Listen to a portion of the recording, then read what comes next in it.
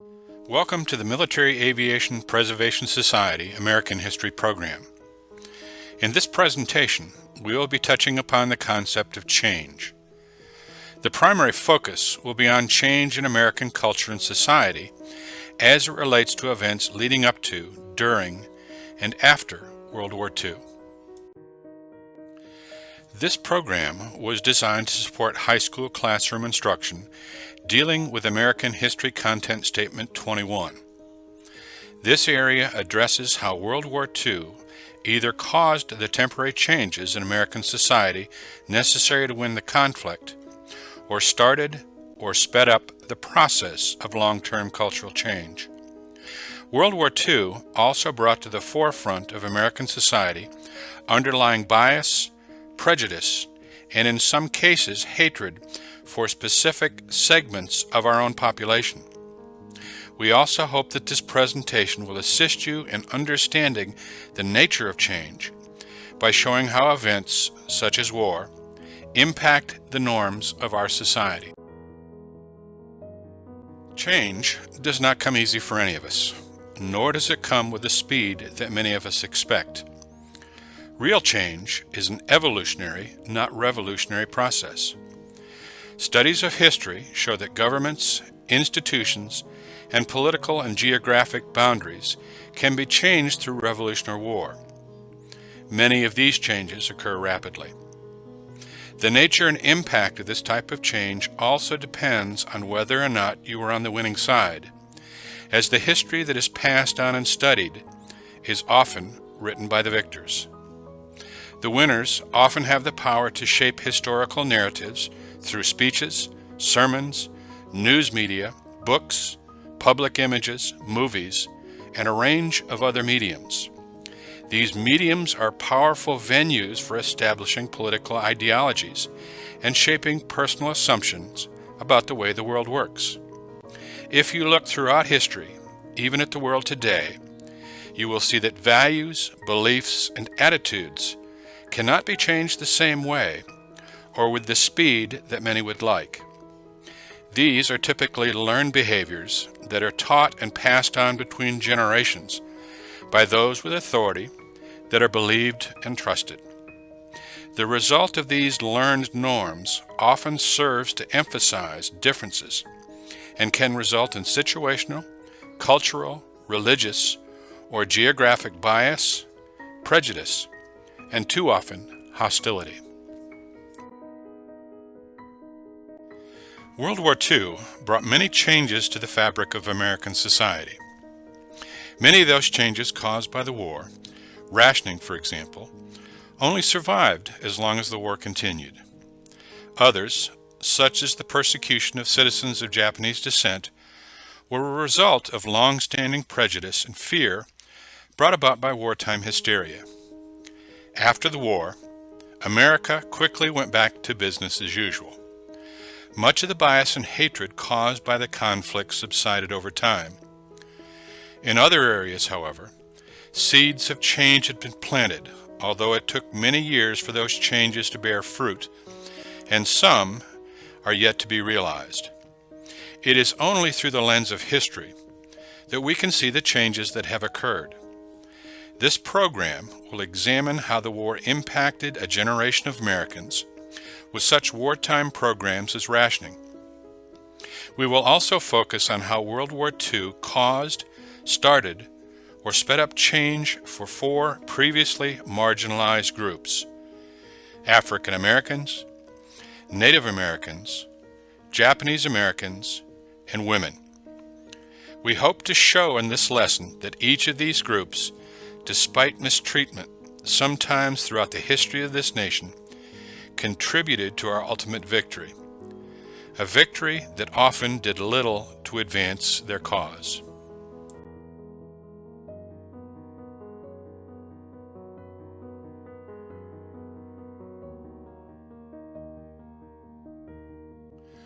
The Tuskegee Airmen is a popular name of a group of African American pilots who fought in World War II. Officially, they formed the 332nd Fighter Group and the 477th Bombardment Group of the United States Army Air Corps. We often consider the Tuskegee Airmen to be pioneers in American military history, but to give them the honor of being the first to break the race barrier in our military history would be a failure to honor those that came before them.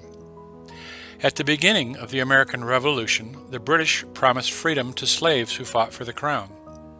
Americans eventually allowed blacks to join the ranks of the Continental Army, and by the end of the Revolutionary War, about 1/5 of the Continental Army were African American. They served as soldiers, guides, messengers, and spies for both sides during the conflict. During the War of 1812, about 1/4 of the personnel in the American naval squadrons under the command of Commodore Oliver Perry during the Battle of Lake Erie were black. No legal restrictions regarding the enlistments of blacks were placed on the Navy because of its chronic shortage of manpower. The issues of emancipation and military service came to a head at the onset of the Civil War. News from Fort Sumter set off a rush by free black men to enlist in U.S. military units. They were turned away, however, because a federal law dating from 1792 barred Negroes from bearing arms for the U.S. Army. The War Department issued General Order 143 on May 22, 1863, creating the United States Colored Troop. Just 2 months later, in July of 1863, the black soldiers of the 54th Regiment of Massachusetts Volunteers lost 2/3 of their officers and half of their troops in their attack on Fort Wagner, South Carolina. This was to be only one example of the heroic service of black troops. By the end of the Civil War, roughly 179,000 black men, or 10% of the Union Army, served as soldiers, and another 19,000 served in the Navy. Nearly 40,000 black soldiers died over the course of the war, 30,000 of infection or disease. By war's end, 16 black soldiers had been awarded the Medal of Honor for their valor. This was a war that was supposed to end the institution of slavery.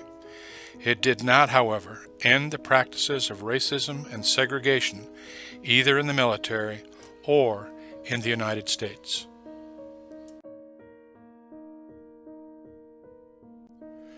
War Department tradition and policy mandated the segregation of African Americans into separate military units staffed by white officers. This had been done previously with the 9th Cavalry, 10th Cavalry, 24th Infantry, and 25th Infantry. The 9th Cavalry, for example, served on the western frontiers, participated in the Apache Wars from 1875 to 1881, and fought bravely alongside Theodore Roosevelt's Rough Riders at the battles of Kettle Hill and San Juan Hill in 1898. Under General John J. Pershing, the regiment fought in the punitive expedition in Mexico in 1916. The regiment spent World War I in the Philippines.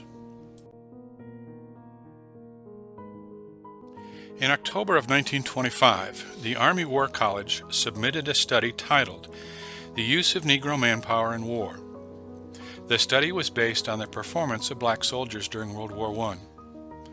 The resulting report, however, reflected the deep-seated racial prejudice regarding African Americans that was common among many white Americans during the early and middle years of the 20th century. In reading these comments, it is important to remember that they must be viewed in the historical context of that period in our history. The introduction to the study listed the following facts bearing upon the problem. The Negro is physically qualified for combat duty. He is, by nature, subservient and believes himself to be inferior to the white man. He is most susceptible to the influence of crowd psychology.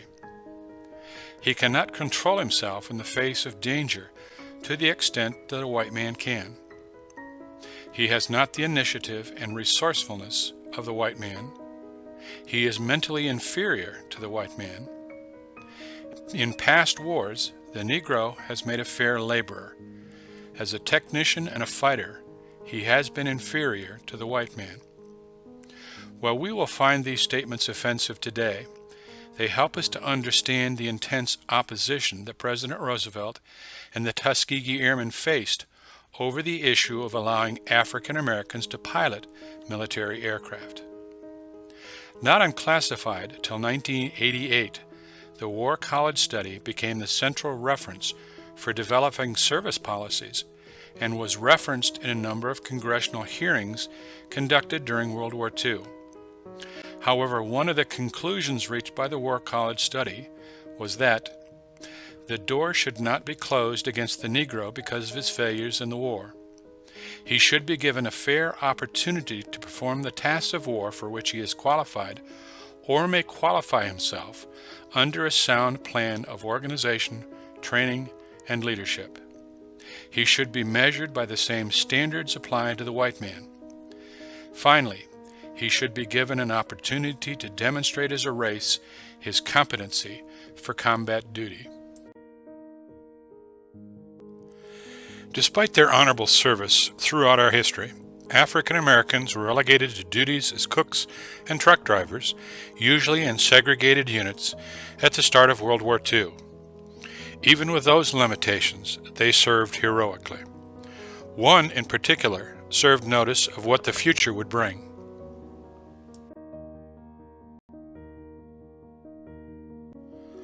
On December 7, 1941, Japan attacked the U.S. base at Pearl Harbor, leading to the American entry in World War II. Doris Miller was an African-American sailor who joined the Navy in 1939. Assigned as the ship's cook, he went to the deck of his ship, the USS West Virginia, when the attack began. He saw that the captain had been wounded and helped carry him to safety.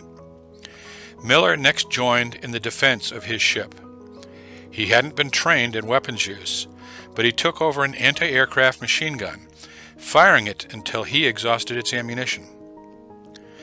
Miller and his fellow sailors had to abandon the ship, and he survived the battle to receive the Navy Cross, the Navy's second highest decoration awarded for valor in combat.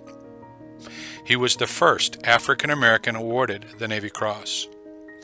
On December 7, 1943, exactly 2 years after his courageous effort during the Pearl Harbor attack, Miller's parents were notified of their son's death aboard the escort carrier Liscum Bay during the Battle of Tarawa.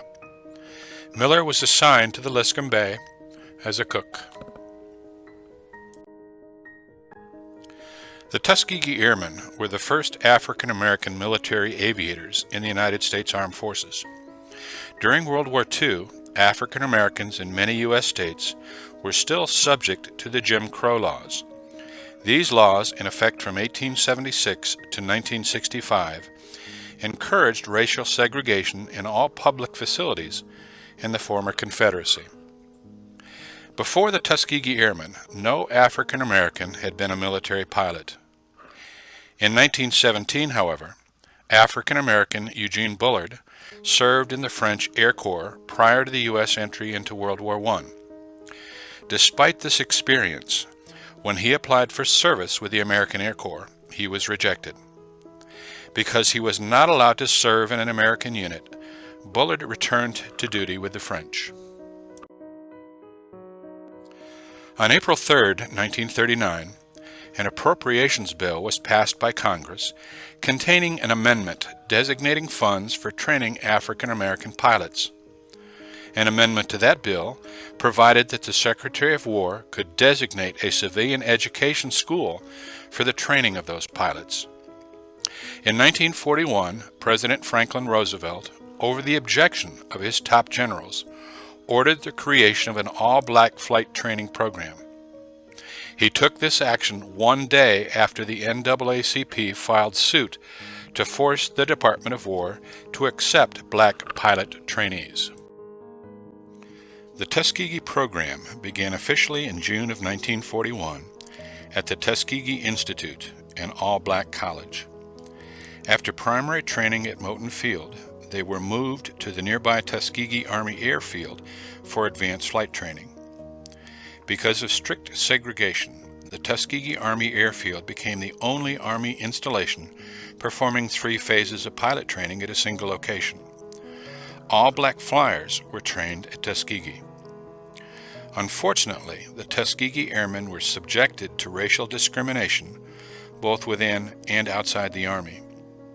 A committee of the United States Congress held hearings during this time, referencing the 1925 War College study, to try to prove that African Americans were physically, intellectually, and psychologically inferior to whites, and should be precluded from such highly technical occupations as flying. Despite these adversities, they trained and flew with distinction. The 332nd Fighter Group deployed to Italy in early 1944, commanded by Benjamin O. Davis, Jr.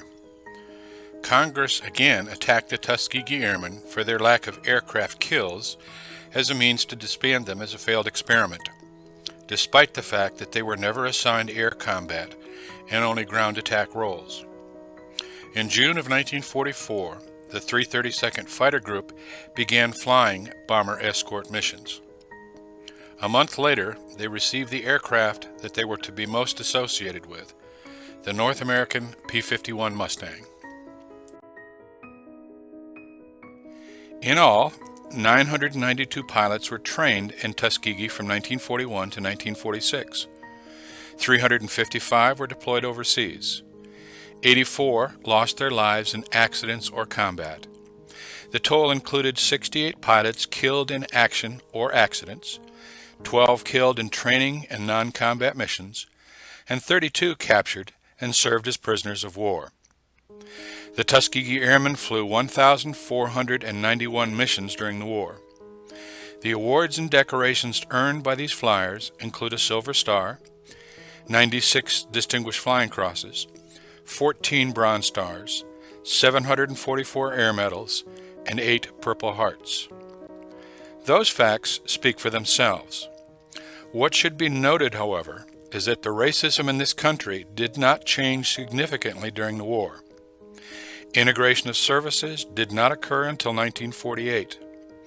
The heroes that served with the Tuskegee Airmen and other African American units were brought home on segregated ships and returned to the same racism and segregation that they left. There were no parades and no celebrations for the returning African American soldiers or sailors, nor for the Tuskegee Airmen.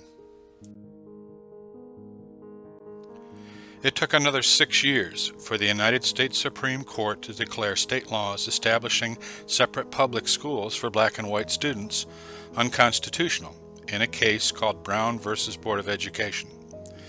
It took another 10 years for the Civil Rights Act of 1964 to outlaw major forms of discrimination against racial, ethnic, national and religious minorities and women to be passed by Congress. The Voting Rights Act, passed in 1965, enforced the voting rights guaranteed by the 14th and 15th Amendments to the United States Constitution. On March 29, 2007, about 300 Tuskegee Airmen, or their widows, received the Congressional Gold Medal from President Bush. On December 9, 2008, they were invited to attend the inauguration of President Barack Obama. So why were these heroes special? Because they made it work. They wanted to serve their country, and despite the odds stacked against them, they did. So how do we honor them? If you want to honor what these men stood for and what they and their sons and daughters have accomplished since then this and future generations need to end the practices of racism and segregation in this country. That is how to best remember the Tuskegee Airmen.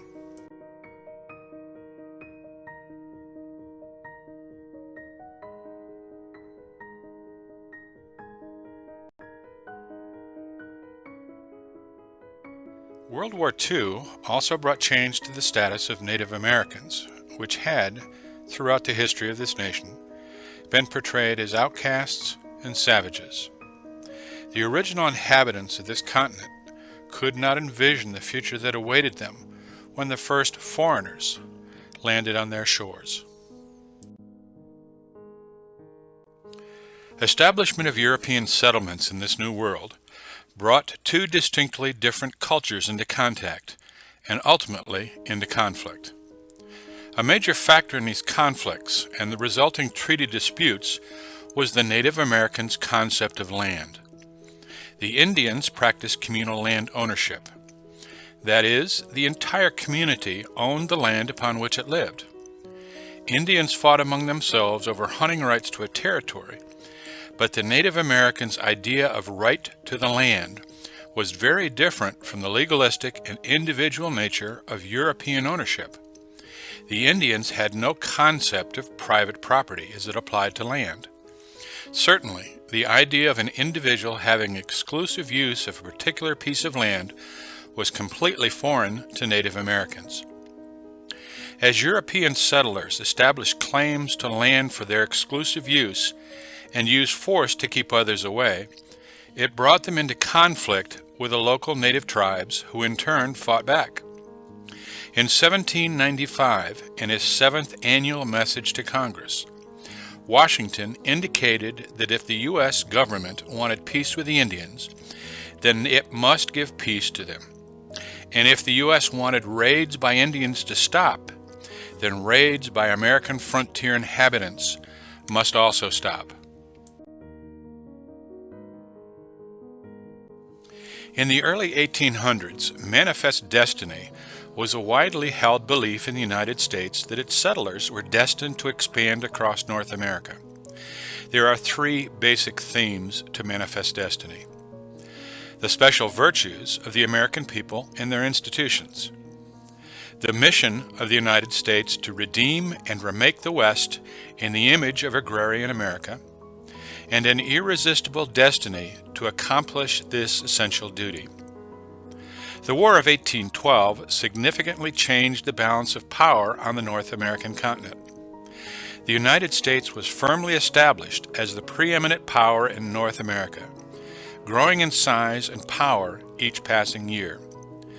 With a military force at its disposal and an expanding need for land, tribal nations faced one of 2 poor choices: accept the terms given by the United States or face annihilation.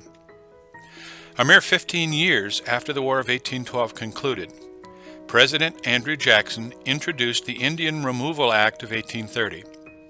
When the law passed, it gave the United States the green light to formally and legally remove tribal communities under Western law. Before this, no such sweeping law sanctioned by the federal government existed. Prior to this time, compromises and treaties were the only available solutions. Between the year 1783 and the year 1893, America's insatiable thirst for land erased the homelands of Native Americans. While some tribes went willingly, others chose to defend their sacred sites against an enemy that they knew ultimately would win. The Indian Wars of the 1800s became a war for survival of the Indian nations. While there were some notable victories, the final result was never in doubt. Losing Indian lands resulted in a loss of cultural identity, as tribes relied on their homelands as the place of ancestral burial locations and sacred sites where religious ceremonies were performed. Without their lands, nations lost their identities and their purpose. The Dawes Act of 1887 continued to pave the way for citizenship in that members of certain Native American tribes who accepted an allotment of land were considered a citizen. The goal was for Native Americans, through assimilation, to give up their culture and to adopt the habits of civilized life. After World War I, any native who had fought in the war and who had received an honorable discharge was considered a citizen through a congressional act dated November 6, 1919.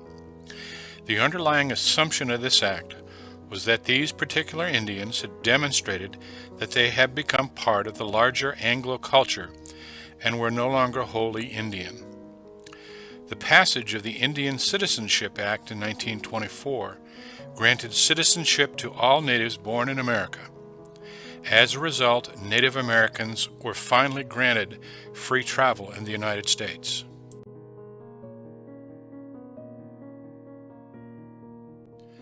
Life on reservations was difficult for Native Americans prior to World War II due to low levels of development and lack of economic opportunities. In 1939, the median income for Native American males living on reservations was $500, compared to the national average for males of $2,300.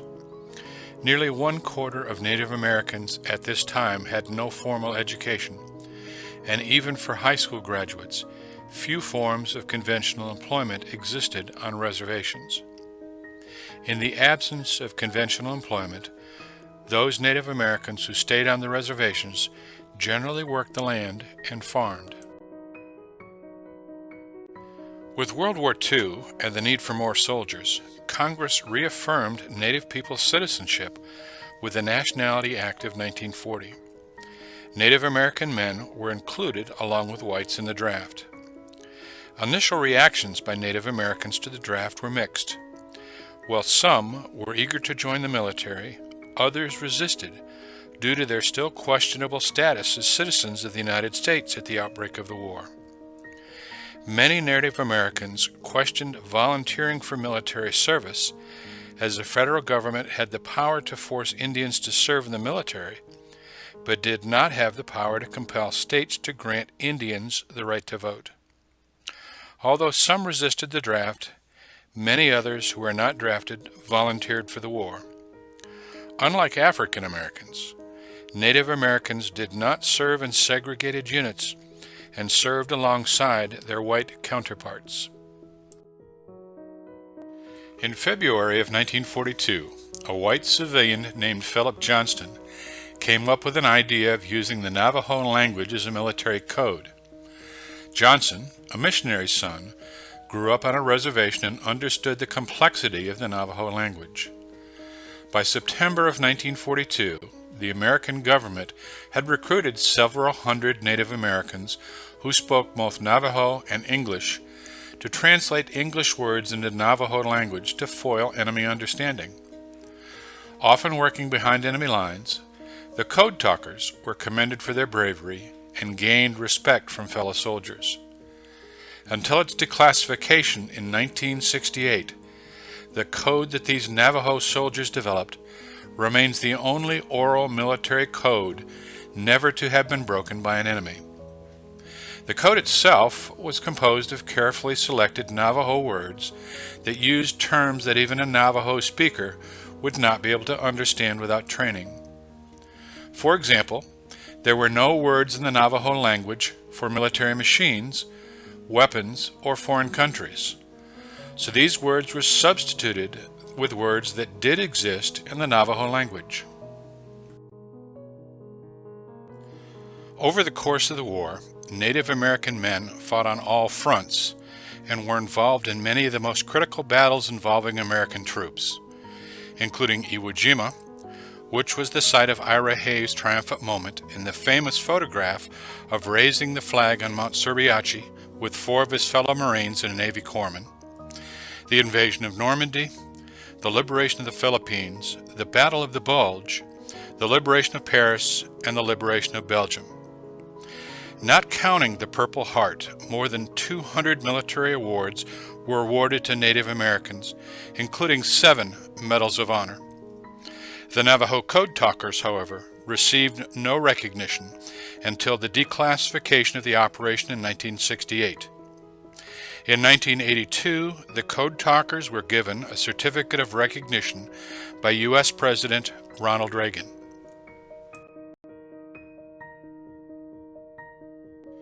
As many as 25,000 Native American men actively fought in World War II. These figures represent over 1/3 of the able-bodied Native American men between the ages of 18 and 50, and even included as high as 70% of the population of some tribes. Nearly 800 Native American women served in the military during World War II as nurses or in other fields open to women at that time. However, when some of the 25,000 veterans returned home after the war, they realized that even though they had put their lives on the line for their country, they were still not allowed to vote. 20 years later, in 1965, The Voting Rights Act put an end to individual states' claims on whether or not natives were allowed to vote through a federal law.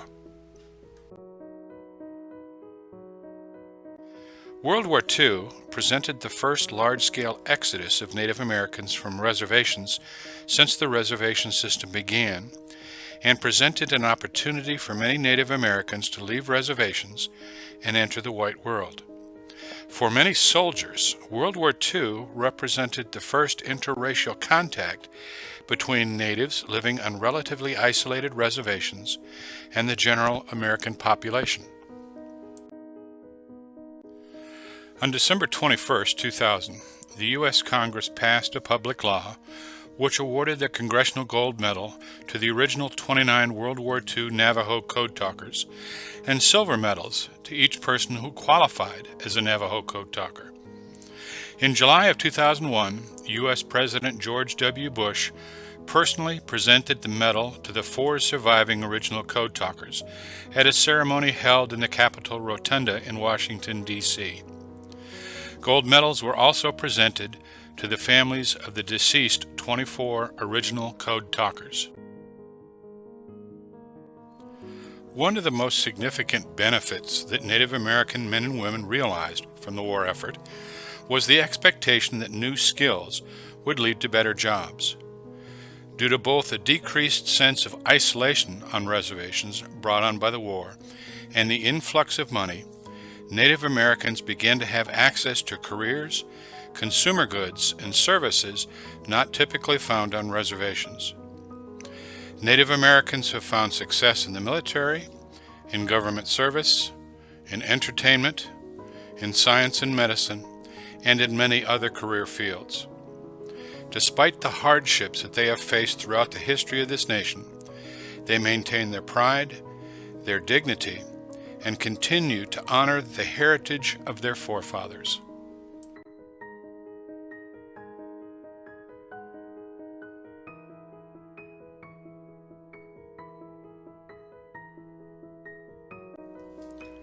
For the Japanese American living in the United States at the beginning of World War II, life took a dramatic turn for the worst soon after the attack on Pearl Harbor. Due in large part to changes stemming from Japan's Industrial Revolution and a recession caused by the abrupt opening of Japan's economy to the world market, people began emigrating from the Empire of Japan in 1868 to find work. From 1869 to 1924, approximately 200,000 immigrated to the islands of Hawaii, mostly laborers expecting to work in the island's sugar plantations. Some 180,000 went to the U.S. mainland, with the majority settling on the West Coast and establishing farms or small businesses. Most arrived before 1908, when a gentleman's agreement between Japan and the United States banned the immigration of unskilled laborers. As the Japanese American population continued to grow, European Americans on the West Coast resisted the new group, fearing competition and exaggerating the idea of hordes of Asians keen to take over white-owned farmlands and businesses. The Immigration Act of 1924, following an example of the 1882 Chinese Exclusion Act, effectively banned all immigration from Japan and other undesirable Asian countries. This 1924 ban on immigration produced unusually well-defined generational groups within the Japanese American community. The Issei were made up exclusively of those who had emigrated from Japan before 1924. U.S. law prohibited Japanese immigrants from becoming naturalized citizens, and therefore from owning property, voting, or running for political office. Because no new immigration was permitted, all Japanese Americans born after 1924 were, by definition, born in the U.S. and automatically U.S. citizens. These Nisei, or second generation, were a distinct cohort from their parents. Communication between English-speaking children and parents who spoke mostly or completely in Japanese was often difficult. In the 1930s, the Office of Naval Intelligence, concerned by Imperial Japan's rising military power in Asia, began conducting surveillance of Japanese American communities in Hawaii. From 1936, at the behest of President Roosevelt, the ONI began compiling a special list of those who would be the first to be placed in concentration camps in the event of trouble between Japan and the United States. The attack on Pearl Harbor on December 7, 1941, led military and political leaders to suspect that Imperial Japan was preparing a full-scale attack on the west coast of the United States. Due to Japan's rapid military conquest of a large portion of Asia and the Pacific between 1936 and 1942, some Americans feared that its military forces were unstoppable.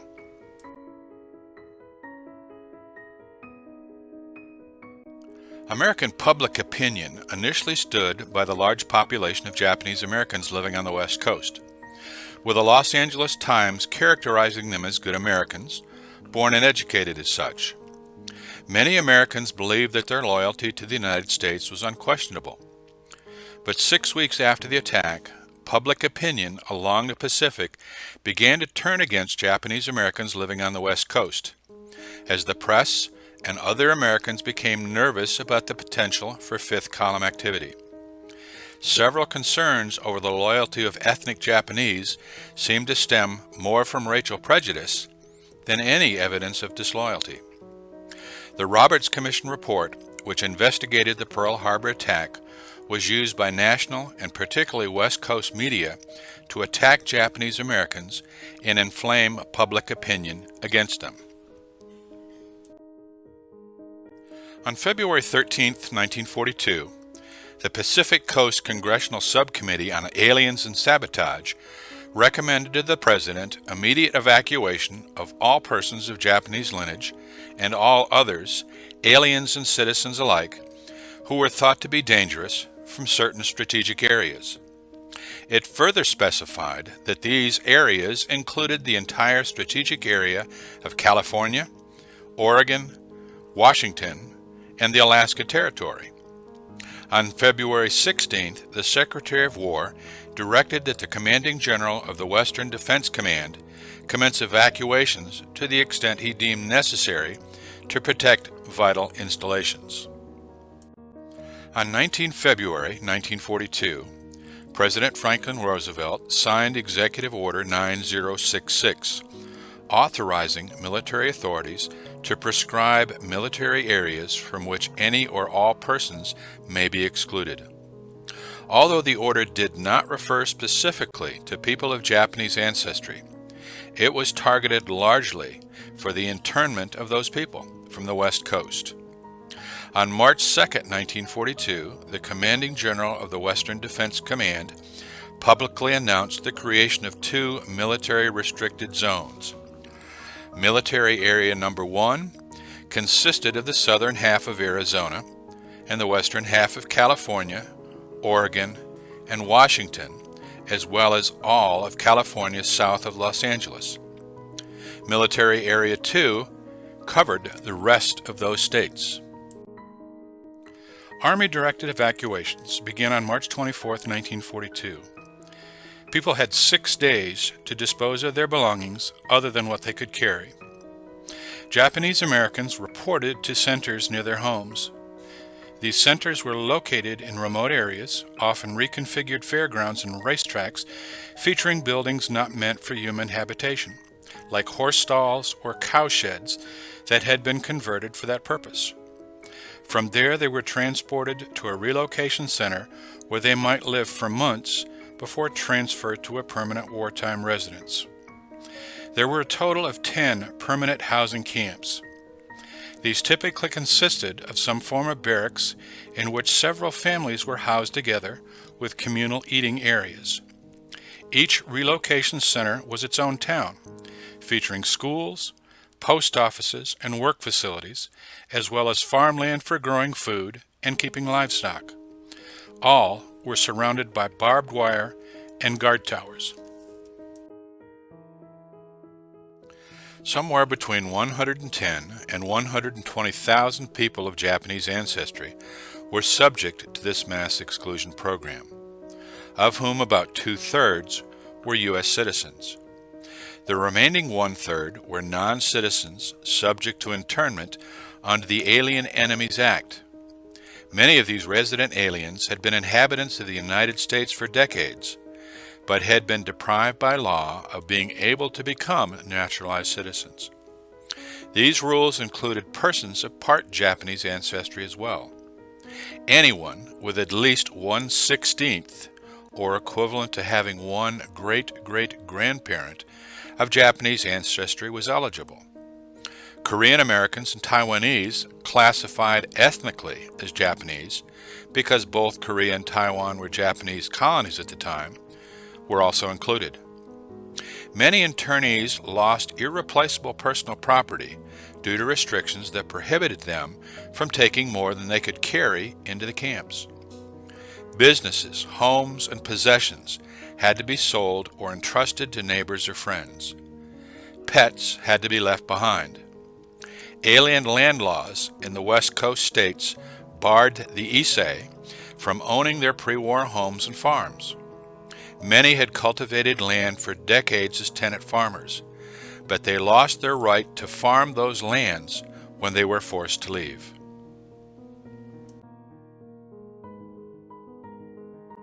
In Hawaii, the military imposed martial law, complete with curfews and blackouts. As a large portion of the population was of Japanese ancestry, 150,000 out of a population of 400,000 in 1937, internment was deemed not practical. It was strongly opposed by the island's business community, which was heavily dependent on the labor force of those of Japanese ancestry. It was accurately believed that the internment of Japanese Americans and Japanese immigrants in Hawaii would have had a catastrophic results for the Hawaiian economy. In the hysteria of the time, some mainland congressmen, as Hawaii was only a U.S. territory at the time, promoted that all Japanese Americans and Japanese immigrants should be removed from Hawaii, but were unsuccessful.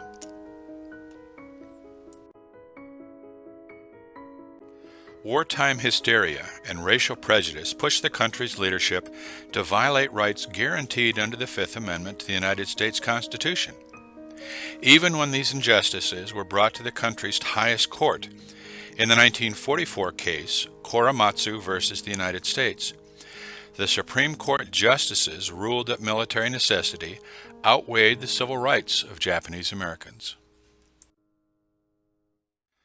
Most Japanese Americans who fought in World War II were Nisei, born in the United States to immigrant parents. Shortly after the Japanese attack on Pearl Harbor on December 7, 1941, Japanese American men were initially categorized as 4C, or enemy aliens, and therefore not subject to the draft. Many Nisei worked to prove themselves as loyal American citizens. Of the 20,000 Japanese Americans who served in the Army during World War II, many went to war to fight racism at home, and they felt that they were proving with their blood, their limbs, and their bodies that they were truly American. Some 100 Nisei women volunteered for the Women's Army Corps, where, after undergoing rigorous basic training, had assignments as typists, clerks, and drivers. A smaller number of women also volunteered to serve as nurses for the Army Nurse Corps. Many men deemed proficient enough in the Japanese language were approached or sometimes ordered to join the military intelligence service to serve as translators, interpreters, and spies in the Pacific, as well as the China-Burma-India theater. The U.S. Army called for 1,500 volunteers from Hawaii and 3,000 from the mainland. An overwhelming 10,000 men from Hawaii volunteered. The announcement was met with less enthusiasm on the mainland, where the vast majority of draft-age men of Japanese ancestry and their families were held in internment camps. The Army revised the quota, calling for 2,900 men from Hawaii and 1,500 men from the mainland. Only 1,256 volunteered from the mainland during this initial call for volunteers. As a result, around 3,000 men from Hawaii and 800 men from the mainland were inducted. President Roosevelt announced the formation of the 442nd Infantry Regimental Combat Team, saying, quote, "Americanism is not and never was a matter of race or ancestry," unquote. Ultimately, the draft was reinstated to obtain more Japanese Americans from the mainland, and these made up a large portion of the 14,000 men who eventually served in the 442nd Regiment.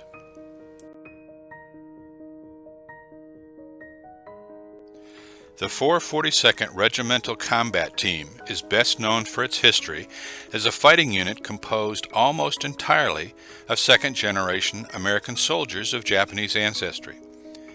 Beginning in 1944, the regiment fought primarily in Europe during World War II, particularly in Italy, southern France, and Germany. The 442nd Regimental Combat Team was activated on February 1, 1943, and became the most decorated unit in the history of American warfare. The 4,000 men who initially made up the unit in April of 1943 had to be replaced nearly 2 times. In total, about 14,000 men served, earning 9,486 Purple Hearts.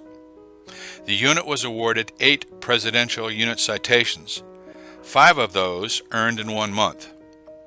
21 of its members were awarded the Congressional Medal of Honor, including one who went on to become a United States Senator, serving from 1963 until its death in 2012. To compensate former internees for their property losses, the U.S. Congress on July 2, 1948, passed the American-Japanese Claims Act, allowing Japanese Americans to apply for compensation for property losses which occurred as, quote, "a reasonable and natural consequence of the evacuation or exclusion," unquote. By the time the act was passed, however, the Internal Revenue Service, or IRS, had already destroyed most of the internees' 1939 to 1942 tax records. Due to the time pressure and strict limits on how much they could take to the camps, few were able to preserve detailed tax and financial records during the evacuation process. Therefore, it was extremely difficult for claimants to establish that their claims were valid. Japanese Americans still encountered hostility and even violence when they returned to the West Coast after the war. Concentrated largely in rural areas of Central California, there were dozens of reports of gunshots, fires, and explosions aimed at Japanese American homes, businesses, and places of worship. In addition, there were also non-violent crimes like vandalism and the defacing of Japanese graves. In one of the only cases that went to trial, 4 men were accused of attacking a Japanese family in California, setting off an explosion, and starting a fire on the family's farm. Despite a confession from one of the men that implicated the others, the jury accepted their defense attorneys framing the attack as justifiable attempt to keep California, quote, "a white man's country," unquote, and acquitted all 4 defendants. In 1980, under mounting pressure from the Japanese American Citizens League, President Jimmy Carter opened an investigation to determine whether the decision to put Japanese Americans into internment camps had been justified by the government. He appointed the Commission on Wartime Relocation and the Internment of Civilians to investigate the camps. The Commission's report, titled "Personal Justice Denied," found little evidence of Japanese disloyalty at the time and concluded that the incarceration had been a product of racism. He recommended that the government pay reparations to the internees. In 1988, President Ronald Reagan signed into law the Civil Liberties Act of 1988, which apologized for the internment on behalf of the United States government and authorized a payment of $20,000 to each camp survivor. The legislation admitted that the government actions were based on race prejudice, war hysteria, and the failure of political leadership. Being sent to the camps meant a loss of honor for those to whom honor meant everything. It also meant that many family heirlooms were lost, costing families memories of their past. To volunteer to fight for a country that took so much, and who knew they were being tagged as second-class citizens, took courage beyond the norm. These Americans proved their loyalty to this nation with their service and their sacrifice, despite the hardships that they faced.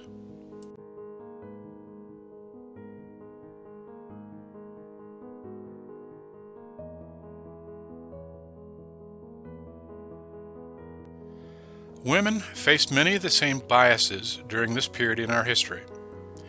Women had only received the right to vote as a result of the 19th Amendment to the Constitution on June 4, 1919. One of the major changes occurring as a result of the war was the role women play in American society. Most Americans at that time believed that women should not work outside of the home if their husbands held jobs. Education was very gender specific, and high professional qualification was important only for the man. It was felt that workplace was not a concern and that career and professional advancements was deemed unimportant for women. Housekeeping and childcare were the primary functions of the woman, and participation of the man in these functions was only partially wanted. Women were accepted outside of the home as school teachers, secretaries, nurses, telephone operators, and social workers. If they needed to attend college to become teachers or nurses, they attended an all-female college. Once married, however, they were expected to return to the home in their roles as wives and mothers. In the early 1940s, however, the United States was involved in the war. A majority of the male population between the ages of 18 and 48 were involved. The American workforce was stretched to its limits. Women entered the workforce in industry in large numbers as a result of this shortfall. This act opened the door for many advancements for women that we take for granted today.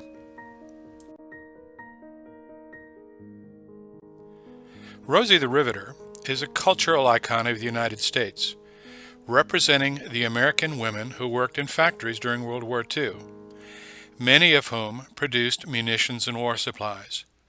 These women sometimes took entirely new jobs, replacing the male workers who were in the military. Although the image of Rosie the Riveter reflects the industrial work of welders and riveters during World War II, the majority of working women filled non-factory positions in every sector of the economy. What unified the experience of these women was that they proved to themselves and to the country that they could do a man's job and could do it well. In 1942, just between the months of January and July, the estimates of the proportion of jobs that would be acceptable for women were raised by employers from 29% to 85%.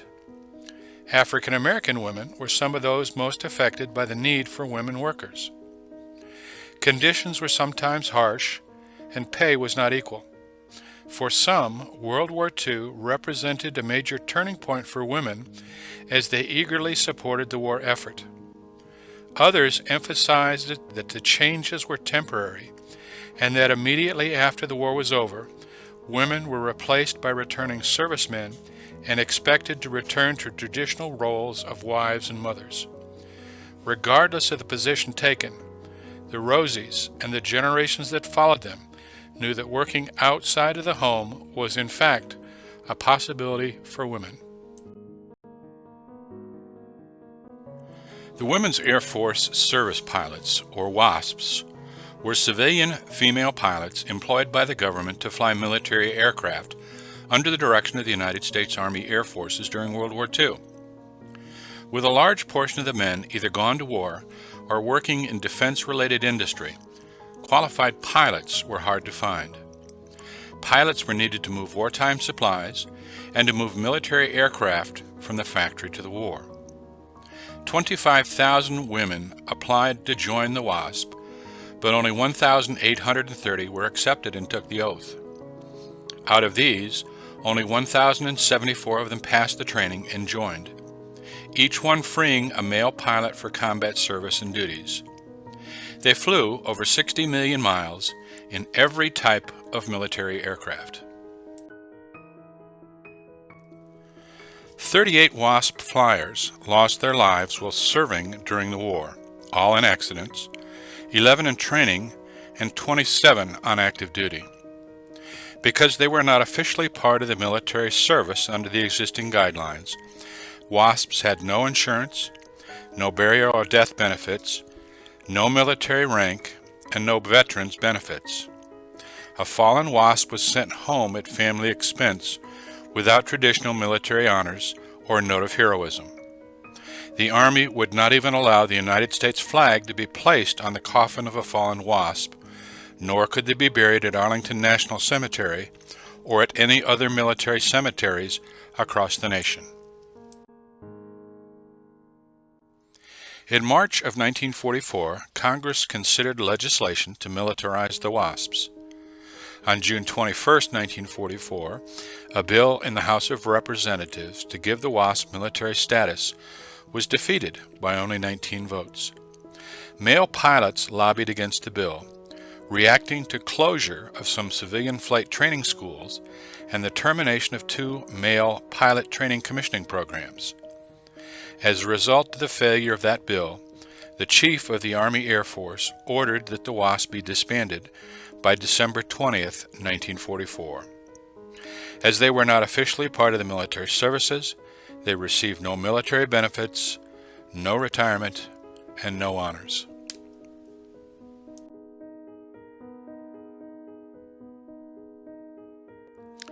After the war, records of the WASP were classified and sealed. As a result of this restricted access, history minimized or ignored the women pilots. It took over 30 years for America to finally give these heroes some of the hard-earned recognition that they deserved. In 1977, the same year the Air Force graduated its first women pilots, Congress granted veteran status to those who had served as WASP, and in 1979 issued official honorable discharges. This allowed the WASP to gain veteran status and associated health and medical benefits. On May 10, 2010, President Barack Obama, House Speaker Nancy Pelosi, House Minority Leader John Boehner, and the United States Congress awarded the WASP the Congressional Gold Medal. Only 3 of the roughly 300 surviving WASP were on hand to witness the event. On January 11, 2016, the Women's Air Force Service Pilots Arlington Internment Restoration Act was passed, granting the surviving WASPs burial rights at Arlington. For the ladies listening to this presentation, you too often take for granted today that you can achieve any career goal desired. Today, you can aspire to be a corporate executive, a pilot, an astronaut, an engineer, a scientist, or a doctor. You could work in technical and theoretical fields. You can also dream of becoming the Speaker of the House of Representatives and, at some point in the future, President of the United States.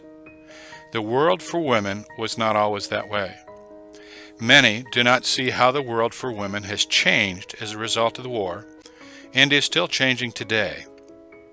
If you want to thank those who gave you those opportunities, look to the Rosies and the WASPs as you are standing on the shoulders of all those heroes that came before you.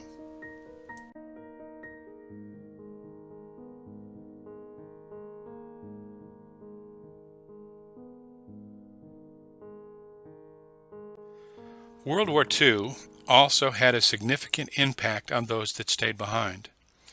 You will find the generation of Americans that lived through the shortages caused by the war have a different perspective on living and spending than most of the generations that followed. Today, we live in a world where grocery and merchandise stores are megastores with shelves that are constantly full. World War II, unlike modern warfare, involved a majority of the male population either in critical industry or in the military.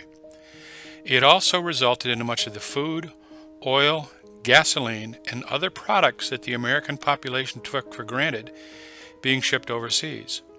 In order to guarantee minimum amounts of necessities to everyone, especially the poor, and to prevent inflation, the government instituted a rationing program. It is this concept of wartime rationing that seems to be foreign to those of us today.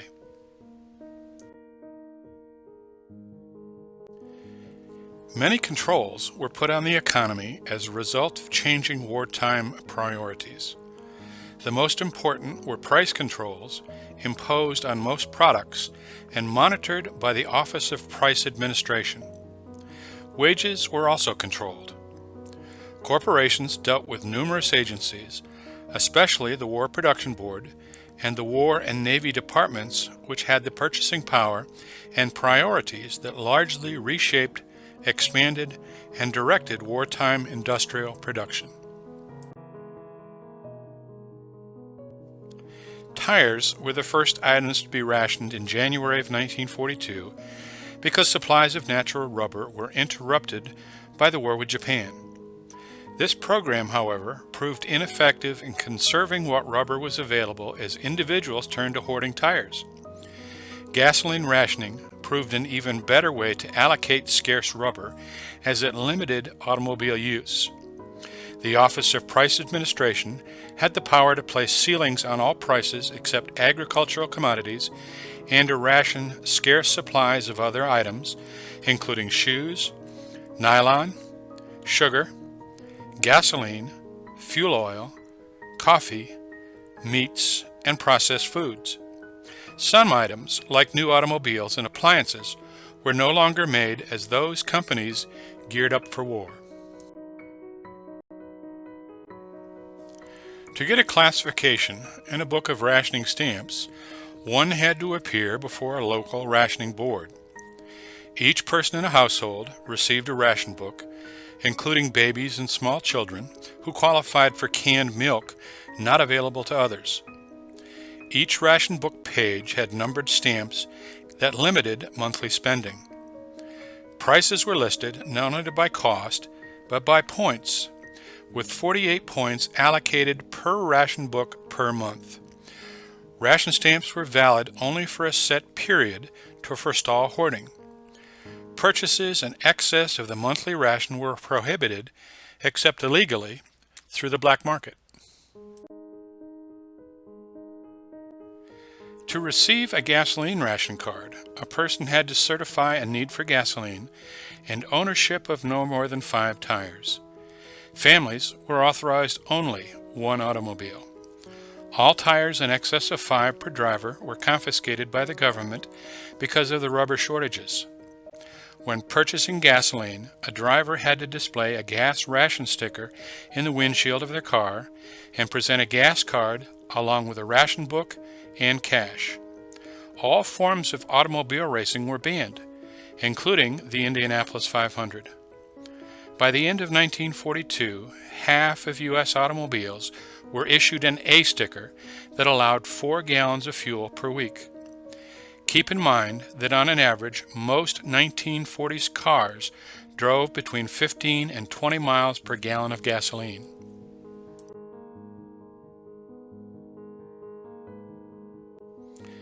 While strict rationing ended soon after the war, the idea of making do with less was permanently embedded on an entire generation of Americans.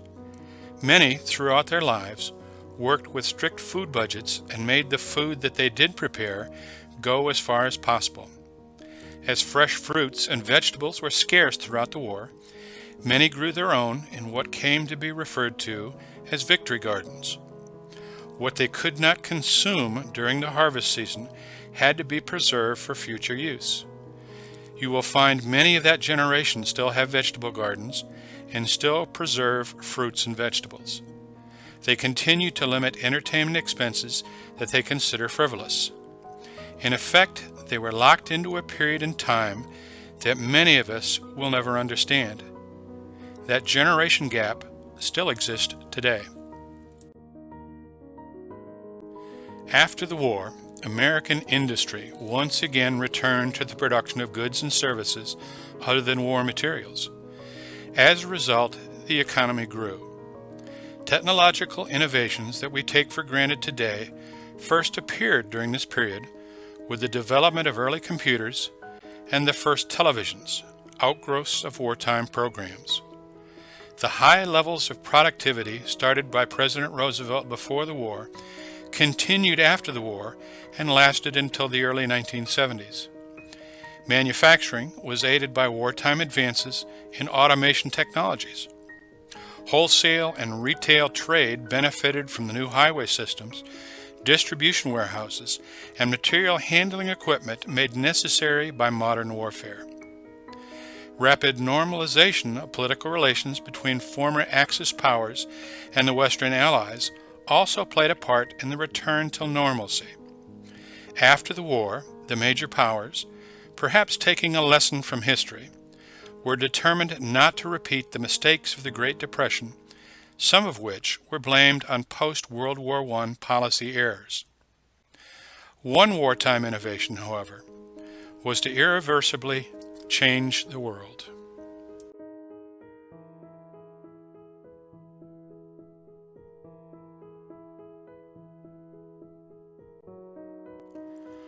War brings rapid change to many things, particularly governments and political lines on a map. Other changes only last as long as the conflict. Public hysteria, often fueled by public officials and the media, sometimes caused hidden prejudices to surface. After the war, the American population wanted to return as quickly as possible to the way it used to be.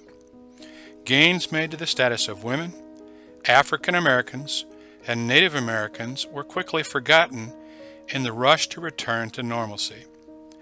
In these areas, however, the roots of change had been planted and would be realized over time. Damage to cultural relationships caused by the war would also heal over time. These are the hard changes involving altering people's values, beliefs, attitudes, and behaviors. Making changes to the way people think, how they act, what they teach their children, and what they believe takes a little longer. When you take a look at the world today, many of the current conflicts are not about politics, but over ideologies, values, or beliefs. Those changes are perhaps the hardest of all.